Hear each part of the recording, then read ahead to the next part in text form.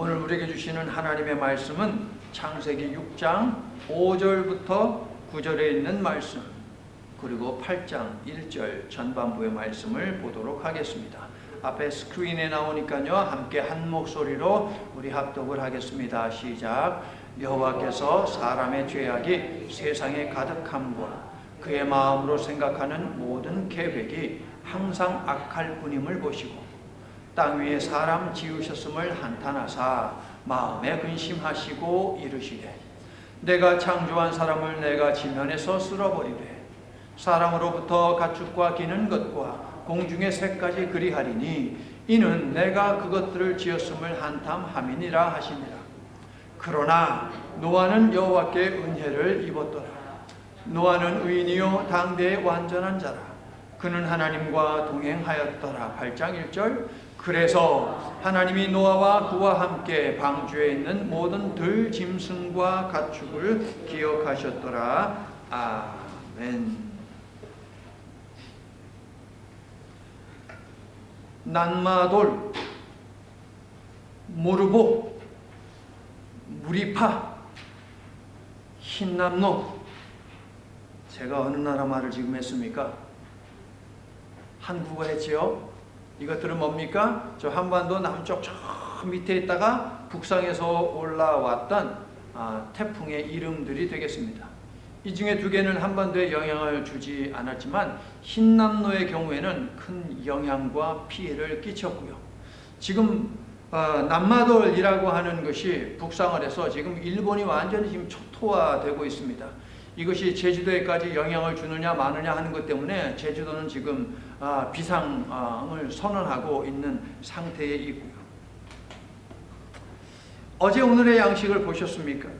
20명의 목숨을 앗아갖고 수백 채의 집을 삼켜버린 작년 8월 테네시주 웨이블리라고 하는 도시에서 있었던 홍수에 관한 이야기가 어제 오늘의 양식에 적혀 있었고요. 내일의 오늘의 양식, 그 다음에 모레의 오늘의 양식 내용도 폭우와 관계되어 있는 말씀입니다. 파키스탄은 올해 6월 중순부터 내린 비로 인해서 약 1,500명에 해당하는 사람들이 죽었습니다. 나라의 온 국토의 3분의 1이 물에 잠겼으니 이거 뭐 말하면 무엇 하겠습니까? 홍수는 앞으로 더 자주 일어날 것이라고 모든 나라에서 이야기를 하고 있으니 2015년 10월에 홍수 피해를 입었던 섬도에 살고 있는 저와 여러분도 긴장을 하지 않을 수 없습니다. 이번 태풍 흰남노가 몰고 온 비로 인해서 단 10분 만에 잠겨버린 주차장을 뉴스에서 보셨습니까, 여러분? 차를 빼라는 방송을 듣고 차 빼러 갔다가 영영 돌아오지 못한 사람들이 있습니다. 그런데 만약에 그 주차장이 우리가 살고 있는 세상이라고 한번 가정을 해봅시다. 우리가 살고 있는 세상이 그 물에 잠겼던 주차장이라면 비가 올 때마다 얼마나 큰 긴장감이 돌겠습니까? 비가 왔다 하면 피해를 입는 사람들이 있을 것이고, 비가 왔다 하면 죽는 사람들이 있을 것이고요. 모든 생명들이, 그 주차장 안에 살고 있는 모든 생명들이 죽고 말 것입니다. 그런데 태고 쪽에 그런 일이 있었고 우리는 그 사건을 무엇이라고 부릅니까? 노아 홍수라고 부릅니다. 뭐라고요? 노아 홍수. 노아 홍수는 창조의 버금가는 새 창조의 사건입니다. 노아의 홍수를 체계적으로 그리고 좀 더 깊게 알고자 하시는 분들을 위해서 이렇게 녹색으로 된 종이를 만들어서 저 뒤에다 놓았습니다. 노아 홍수와 관련된 여러 가지 내용들을 갖다가 정리해서 여기다가 적어 놓았거든요. 자, 녹색 종이 하단을 보면 창조와 홍수 이야기 비교라고 되어 있죠, 여러분. 창조 이야기에서 사용된 용어들이 8장과 9장에 대거 들어와 있습니다. 그래서 노아 홍수를 제가 무엇이라고 불렀습니까? 새 창조의 사건이라고 부르는 것입니다. 홍수 이야기를 하나씩 짚어가면서 우리를 향한 하나님의 마음을 우리가 느끼고 배우기를 원하는데요. 지난주 가인의 표를 통해서 말씀드렸다시피 성경에 기록된 어떤 사건이 되었던 어떤 이야기가 되었던 우리가 놓치지 말아야 하는 것이 있으니 그것이 무엇입니까? 구원하시는 하나님의 사랑입니다. 이것이 성경의 핵심이에요, 여러분. 구원하시는 하나님의 사랑 혹은 은혜, 이것을 붙들고 어떤 이야기를 읽더라도 우리는 엉뚱한 곳으로 가지 않을 것입니다.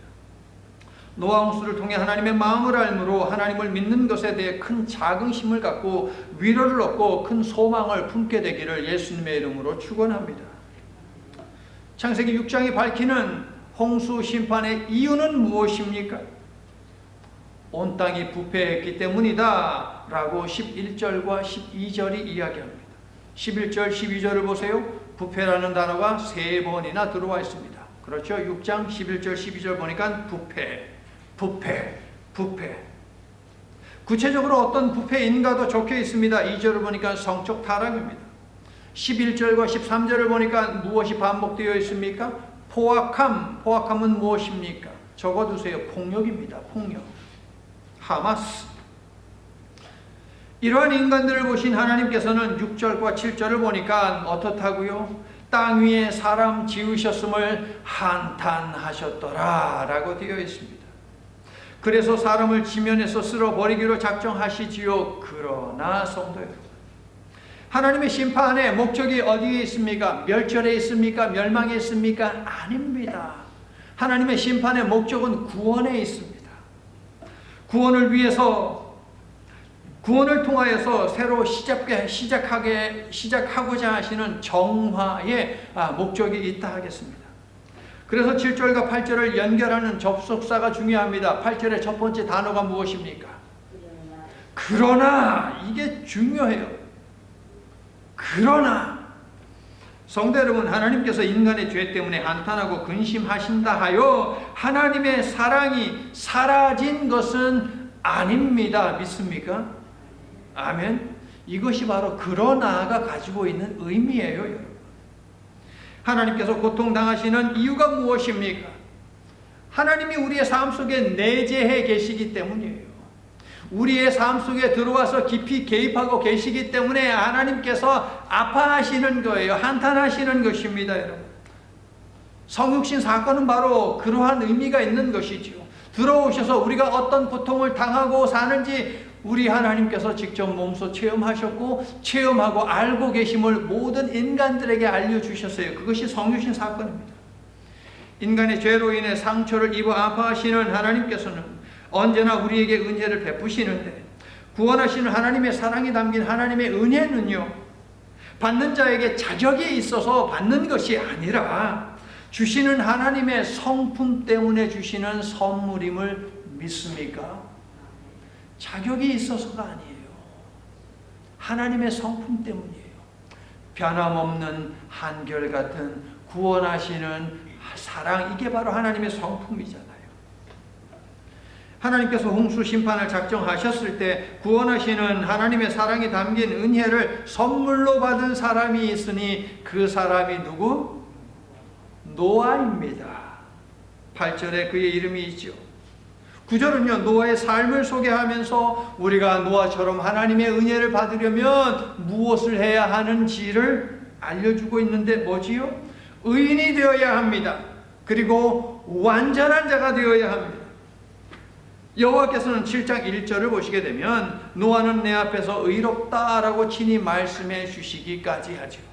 노아는 의로운 삶을 살았습니다. 완전한 삶을 살았습니다. 그래서 하나님의 구원하시는 사랑이 담긴 은혜를 입을 수 있었습니다. 그런데요, 성도 여러분, 열심과 노력만으로 죄인인 우리가 의인이 될 수 있습니까? 부족한 우리가 온전한 자가 될 수 있습니까? 없습니다. 그러면 우리는 어떻게 해야 하나님께서 우리를 의인 삼아주시고 온전하게 되도록 다듬어 주시는 것입니까, 여러분? 고맙게도 노아의 홍수가 그 답을 우리에게 알려주고 있어요. 9절, 하나님과 동행하면 됩니다. 5장 24절을 보면 하나님과 동행한 인물로 에녹이 언급되어 있지요. 그를 하늘로 불러 올리셨다는 말씀이 있습니다. 하늘로 어떻게 하셨다고요? 자, 저를 보세요. 자, 저를 보세요. 저 따라하세요. 불러 올리셨다. 자, 하늘로 에녹을 불러 올리셨다. 옛날 선지 에녹같이 우리들도 천국에 불러 올라갈 때까지 주와 같이 가겠네. 자, 우리 함께 찬송가 부르지 않았습니까? 하나님과의 동행, 하나님과 함께 걷는 것, 이것은 어떤 의미가 있을까요? 홍수 이야기는요, 6장 22절, 7장 5절, 9절, 그리고 16절을 통해서 그것이 무엇인지 반복해서 알려주고 있어요. 하나님과 동행하는 것, 하나님과 함께 걷는 것, 그 의미가 무엇인지 6장 22절, 7장 5절, 7장 9절, 7장 16절에서 계속 이야기하고 있으니까 강조하고 있는 것이죠. 7장 5절을 여러분이 읽어주세요. 시작.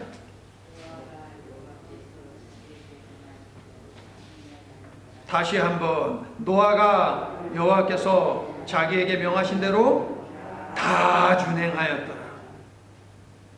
이게 바로 하나님과 동행하는 삶입니다, 여러분. 이것이 바로 온전한 자가 되고 이것이 바로 의인이 되는 방법입니다. 하나님이 말씀하신 것을 그대로 다 준행하는 것. 6장 19절과 20절은요, 생명을 보존하게 하라고 연이어 말씀을 하는데요, 노아와 그의 가족들과 각종 짐승들이 살 수 있었던 이유는 무엇이냐? 노아가 여호와께서 시키신 일을 그대로 준행했기 때문이다라고 하는 것입니다. 이처럼 여호와께서 말씀하신 대로 순종하며 행하는 것, 이것이 바로 여호와와 동행하는 것임을 기억하십시오, 여러분. 순종하는 믿음을 가진 한 의인의 순종이 많은 생명을 보존했는데, 노아의 이러한 모습이 그를 그리스도의 예표로 보게 했다는 것입니다. 예수 그리스도 한 사람이 순종했더니 모든 인류가 구원받는 길이 열린 사건 기억하시죠? 로마서 5장을 통해서 사도 바울이 그 사실을 우리에게 알려주지 않았습니까, 여러분? 그러므로 저 제목은 예수 그리스도를 지칭하는 말씀이기도 합니다. 읽어주세요. 성도 여러분, 여러분 한 사람의 순종하는 믿음이 여러분뿐 아니라 여러분의 가족 등의 소중한 사람들에게까지 영향을 끼쳐서 그들의 생명을 보존할 수 있음을 기억하시기를 바랍니다. 노아의 순종을 보신 하나님께서 우리가 믿음으로 순종하는 것도 보시어 우리뿐 아니라 우리의 소중한 사람들의 생명도 보존하시고 저들의 영혼도 구원해 주시기를 예수님의 이름으로 간절히 축원합니다. 아멘. 성도 여러분, 노아는요, 하나님의 은혜를 입어 멸망을 피하고 생명을 보존할 수 있었습니다. 그러나 그 대신 생명을 보존할 수 있었던 그 대신 심판받아 멸망할 사람들이 콧노래 부르며 놀고 즐길 때에 노아는 사력을 다해 고통의 노동을 감당해야만 했습니다. 일주일이 아닙니다. 한 달이 아닙니다. 6개월도 아니고 1년도 아닙니다. 무려 100년 내외의 시간 동안 노아는 사력을 다해 고통의 노동을 감당해야 했다. 은혜에는 그만큼 책임이 따른다는 것이에요, 여러분. 값싼 은혜가 아닙니다. 그리스도의 보혈로 대신 지불하신 것, 이것이 바로 은혜입니다. 이보다 더 소중하고 값진 은혜가 어디 있습니까? 저와 여러분이 받은 은혜는 바로 이러한 은혜이고 은혜에는 책임이 따릅니다. 노아는 그리고 아마도 그의 가족들은 자신들의 안녕뿐 아니라 온 짐승 세계의 생존이 딸린 값진 노동을 100년 동안 감당했다는 것입니다. 그렇게 만들어진 것이 길이가 500규빗, 넓이가 50규빗, 높이가 30규빗 3층으로 된 방주입니다. 자, 1규빗은 여기서부터 여기까지입니다. 이게 1규빗이에요. 그러면 이것을 한 50cm로 잡는다면 노아의 방주는 크기가 어떻게 되느냐? 150m 길이, 그 다음에 넓이는 25m, 높이는 15m가 되겠습니다.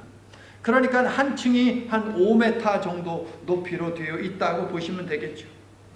방주에 관한 주요 포인트들이 있습니다. 간단히 몇 개만 짚어드리면, 방주에는 항해에 필요한 돛이 없습니다. 돛이 있어야지 바람 받아서 막 갈 것 아닙니까? 또 방향을 잡는 키도 없습니다. 운전대가 없다는 것이에요. 어디로 갈지는 하나님께서 정하신다는 것입니다. 성도 여러분, 성도는 인생의 운전대를 하나님께 맡기는 사람들입니까? 아멘이에요, 노멘이에요? 내 인생 내가 드라이브 하겠다 하면 가는 길이 천국이 아닌 경우가 허다합니다. 운동신경이 있다고 해가지고서 골프채를 잡고서 내 멋대로 막 치면 안 되죠. 옆에 훌륭한 프로페셔널 선수가 있어서 코치를 해주는데도 그거 안 듣고서 내 마음대로 쳐보십시오. 공이 그냥 엉뚱한 데로 가지 않습니까? 우리의 인생도 마찬가지인 것이에요. 여러분이 하고 싶은 대로 말하고 행동하며 그동안 살았다면 이제 여생은 하나님의 뜻을 물으며 하나님께서 원하시는 그런 삶대로 가는 것이 옳지 않겠습니까, 여러분? 방주에 창문이 있습니까, 없습니까? 노아의 방주에 창문이 있습니까, 없습니까? 있습니다. 3층에 하나 있습니다. 때가 되자 하나님께서 노아와 각종 짐승들을 들이신 후에 하나님이 어떻게 하셨습니까? 7장 16절 중간을 보세요. 7장 16절을 보니까 다 들이신 다음에 여호와께서 그를 들여보내고 그 다음에 읽어주세요. 누가 문을 닫았어요? 노아가 닫았습니까? 여호와 하나님께서 닫으셨습니다. 이 말씀은 무엇입니까? 문을 여실 수 있는 분은 오직 여호와 하나님 한 분밖에 없다는 것이에요, 여러분. 여러분이 어떤 문제로 인해 막혀있든 하나님이 닫으신 것이라면 오직 하나님만이 여실 수 있음을 우리는 분명하게 기억해야 합니다. 아멘이세요? 그러므로 열기 위해 고심하고 고생하기에 앞서서 하나님과 동행하고 있느냐, 나는 하나님의 말씀에 귀를 기울이고 그 말씀에 순종하며 살고 있느냐라고 하는 것을 먼저 생각하고 그 방향을 먼저 잡는 것이 우선 순서가 아니겠습니까, 여러분? 그렇게 하는 지혜로운 성도가 되시기를 축원합니다. 하나님이 닫으셨는데 내가 낸 노력 가지고서 아무리 동분서주 고군분투해봐야 소용없어요, 여러분. 하나님이 닫으셨으면 하나님만이 여실 수 있는데 하나님은 누구를 위해서 여시느냐? 하나님과 동행한 사람, 즉 하나님의 말씀에 순종한 사람을 위해서만 열어주신다는 거예요, 여러분. 성도 여러분, 여호와 하나님이 주신 말씀을 기억하고 준행하기 위해 애쓰면 여호와 하나님의 구원하시는 은혜를 우리 모두가 덧입을 수 있습니다. 그러므로 말씀과 함께하는 삶을 지향하고 사모하며 사십시오. 그래서 위기에 처한 인생에서 벗어나시기를 축원합니다.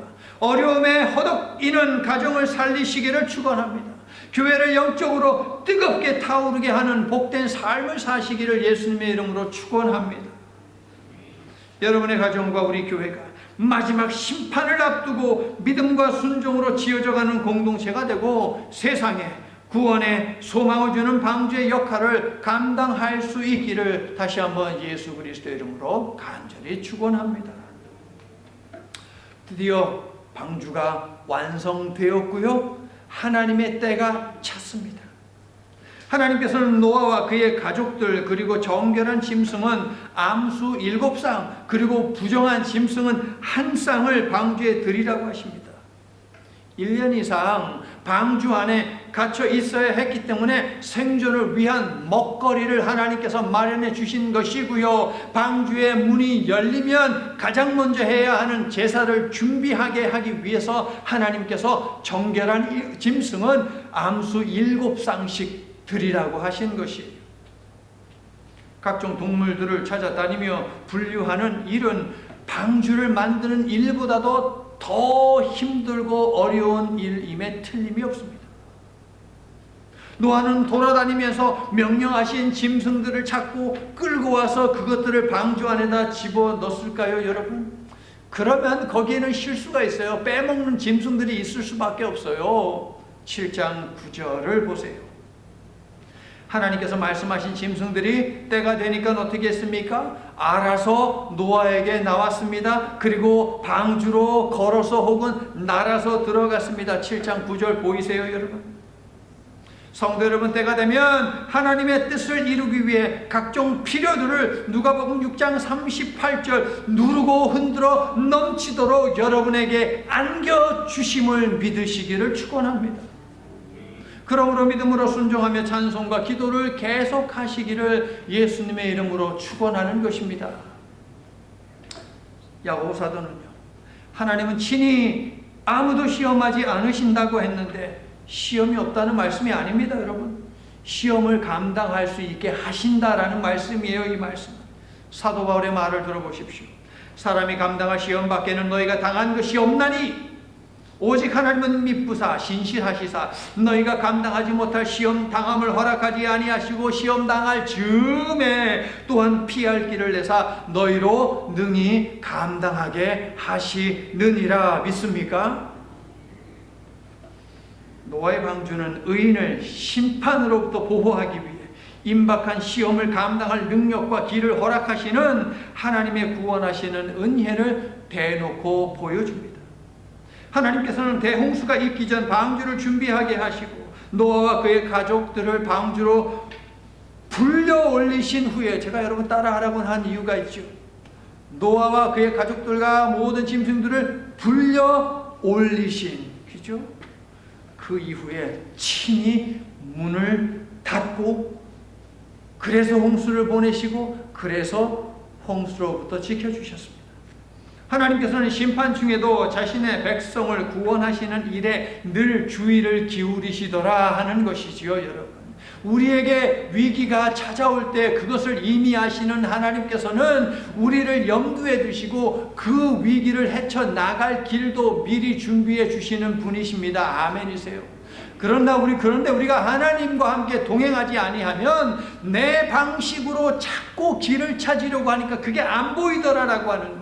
하나님이 닫으셨으면 하나님만이 여실 수 있다니까요, 여러분. 애굽의 장자들을 치실 때도 이스라엘을 위한 보호 장치를 확실하게 하신 다음에 애굽을 치시지 않았습니까? 여러분 기억하시죠? 문 위와 양쪽에 바른 그 어린 양의 피, 이것을 우리 하나님께서 장치로 미리 주셨잖아요. 계시록 7장 1절부터 4절에 따르면 종말의 심판 때에도 의인의 이마에 인치기까지 심판의 천사를 붙들어 두시니, 설교서두에서 말씀드렸다시피 우리에게 하나님의 심판은 무엇이냐? 심판 자체가 아닌 구원이 심판의 목적이다라고 하는 것입니다. 믿으시면 아멘 합시다. 우리에게 위기는 무엇이냐? 우리를 구원하시고 우리를 축복하시기 위한 하나님의 도구다, 장치다라고 하는 것이에요, 여러분. 초대교회 시절 하나님께서는 구원받는 사람을 날마다 더하게 하셨는데 사도들이 생명을 걸고 인생을 바쳐서 섬겼기 때문입니다.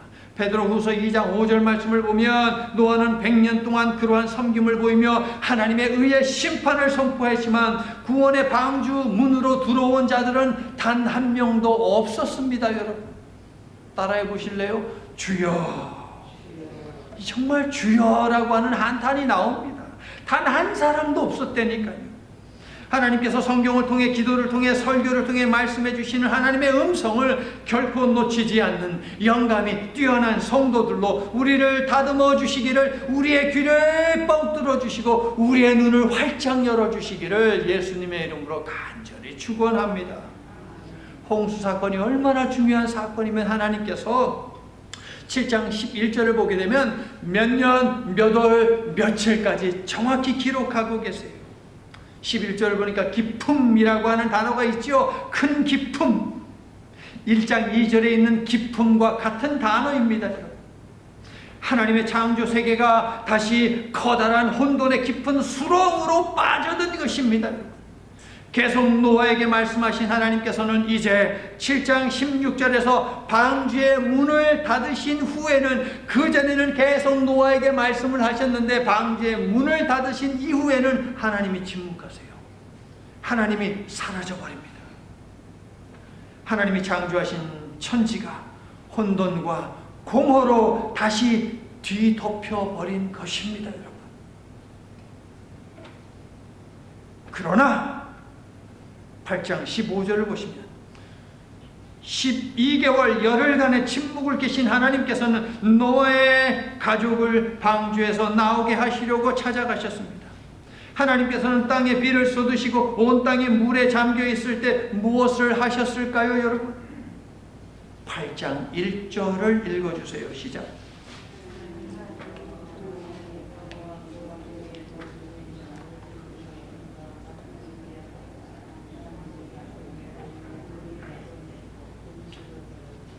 기억하다라고 하는 단어는 우리 한국말 성경의 한 가운데 있지만 히브리 성경에서는 가장 먼저 있어요, 여러분. 중요하다는 거예요. 8장 1절에서 가장 중요한 단어는 바로 기억하다라고 하는 거예요. 와이저콜이라고 하는 단어인데요. 그래서 그가 기억하셨다는 뜻입니다. 그래서 그가 기억하셨다. 그래서 제가 오늘 성경 본문 읽을 때 괄호 속에다가 그래서라고 제가 적어 놓은 것이에요. 7장은요, 비가 와서 120일 동안 땅에 넘쳤다로 끝나죠. 그렇죠. 7장 마지막 보니까 120일 동안 땅에 넘쳤습니다. 40일 동안 쉼없이 쏟아 부은 비로 인해서 온 세상이 150일 동안 비로 덮여 있었을 때의 8장 1절, 하나님께서 방주에 있던 노아와 그와 함께한 모든 생명들을 기억하셨습니다. 여러분, 의로운 한 사람으로 구원의 길이 열리다. 나는 여러분 한 사람으로 인해 하나님께서 여러분과 함께하는 가족들을 기억해 주시고, 여러분과 함께 일하는 동료들을 기억해 주시고, 함께 예배하며 선교적 사명을 감당하는 믿음의 친구들을 기억해 주시기를 예수님의 이름으로 축원합니다.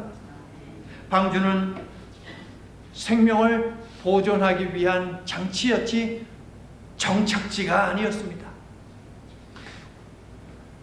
우리의 집과 일터 역시 영원한 정착지가 아닙니다. 우리를 기억하신 하나님께서 때가 되면 우리뿐 아니라 우리와 함께한 사람들까지 영원한 우리의 고향인 하늘나라로 인도해 주실 줄로 믿으시기를 바랍니다. 성도 여러분, 하나님이 기억하셨다, 하나님이 기억하셨다 라는 이 말씀이 모든 것을 반전시키는 것을 보시기를 바랍니다. 이제 8장부터 이어진 쭉 말씀 보면 대반전이 일어납니다. 히브리 노예들은 이집트의 억압으로 너무 고통스러워서 신음하며 부르짖었습니다. 누구에게 부르짖었는지 그 대상이 없기 때문에 아마도 그들은 너무 억울하고 답답해서 신세 한탄을 하면서 부르짖었을 것입니다. 그런 그들에게 반전의 역사가 일어나는데, 그 시작 지점에서 성경은 어떤 리포트를 하고 있느냐? 출애굽기 2장 24절 25절을 보면 하나님께서 기억하셨다라고 되어 있어요. 성도 여러분, 하나님이 우리를 기억하실 때 모든 고통이 떠나는 반전이 일어남을 믿으시기를 바랍니다. 절망이 떠나가는 반전도 일어남을 믿으시기를 바랍니다. 가정이 살고 기업이 다시 흥하는 그런 반전이 일어남도 믿으시기를 바랍니다. 주님, 나를 기억해 주소서. 믿음으로 부르짖는 자들마다 하나님이 들으시고 기억하시어 반전이 일어나는 축복이 임하게 되기를 예수 그리스도의 이름으로 간절히 축원합니다. 기억과 관련한 한 가지만 제가 짚어드리고 말씀을 마치도록 하겠습니다. 기억하다, 이것은 단지 잊지 않는다라고 하는 그런 의미가 아닙니다, 여러분. 성경에서 기억하다에 해당하는 단어 자카르라고 하는 이 단어는 8장 1절에 가장 처음 등장하는데, 성경에서 이 단어는 약속을 신실하게 지킨다라고 하는 언약 용어입니다. 언약 용어가 바로 기억하다예요. 그래서 구약에서 하나님이 기억하시면 모든 일이 해결됩니다. 다시 구약 성경에서 하나님이 기억하시면 모든 문제가 해결됩니다. 세상은 여전히 물에 갇혀 있습니다. 노아는 어디로 가야 할지, 어디로 가고 있는지, 앞으로 어떻게 살아야 하는지 아무것도 알지 못하고 아무것도 알 수 없습니다. 막막합니다. 착잡합니다. 그러나 하나님께서 하나님과 동행하며 주신 말씀을 청종한 노아를 기억하셨다라는 것입니다. 6장 18절을 보시면 언약이라는 단어가 나와요. 6장 18절에서 약속하신 대로 그러나 노아는 내가 내 언약을 세우리니 혼돈과 공허 속에 있는 노아와 언약을 맺기로 하나님이 작정하셨기 때문에 노아를 기억하신 것입니다. 여러분, 이처럼 하나님의 말씀에 준행하며 하나님의 말씀을 붙들고 살아가는 인생들과 하나님은 언약을 맺으십니다. 여러분, 하나님과 언약 관계에 있는 사랑하는 성도 여러분, 혹시 여러분 가운데 죽지 못해 살고 있다라고 하는 그런 심정을 가진 분이 혹시 계십니까? 지금 당면한 문제들 때문에 무엇을 해야 할지 막막합니까? 절망스럽습니까? 착잡합니까? 하나님이 기억하시면 게임 끝입니다, 여러분. 아멘. 그리고 언약관계 속에 있는 여러분을 하나님께서 지금 기억하고 계시니 하나님의 때가 임할 것이고, 그때 구원하신 하나님 안에서 기뻐하며 구원하신 하나님께 감사를 올리게 될 것임을 믿으시기를 예수님의 이름으로 축원합니다. 방주 안에서 하나님의 때를 믿음으로 기다리는 노아처럼 하나님을 전적으로 신뢰하며 의지하고 바라보는 저와 여러분이 다 될 수 있기를 예수님의 이름으로 간절히 축원합니다. 아멘. 우리의 구원을 위해 쉬지 아니하시는 하나님, 한 사람 아담으로 인해 죄가 들어와 하나님이 창조하신 모든 것을 혼돈과 공허로 덮었지만 그 모든 것을 통제하시며 오늘에 이르게 하신 하나님의 은혜를 이 아침 생각하며 감사를 드립니다. 하나님, 많은 태풍과 홍수가 있는 때입니다. 한결같은 하나님의 용서하시고 구원하시는 사랑에도 불구하고 인간은 죄악을 멈추지 않았고, 그래서 온 세상이 물에 잠긴 사건을 오늘날의 모든 그리스도인들이 깊이 생각하고 고민해야 할 것입니다. 사랑의 아버지 하나님, 홍수 심판으로 세상이 내몰렸지만 그 가운데에서도 구원의 은혜를 베푸신 하나님의 끈질긴 구속의 은혜를 볼 수 있고 붙들 수 있는 저희들 되기를 간절히 바라옵고 원합니다. 어떤 문제가 우리의 삶 속에 쳐들어와서 범람하여 우리를 절망 속에 혼돈 속에 넣고 있다면 더더욱이 구원하시는 아버지 하나님의 손길을 바라보며 붙들고 살아가는 저희들 될 수 있도록 주님 도와주시어 홍수가 떠나가게 하고 다시 새 생명이 돋아나게 하시는 아버지 하나님의 은혜를 체험하고 나의 것으로 만드는 이 시간 머리 숙인 하나님의 백성들이 다 될 수 있도록 축복해 주시옵소서. 예수님 이름으로 기도드립니다. 아멘.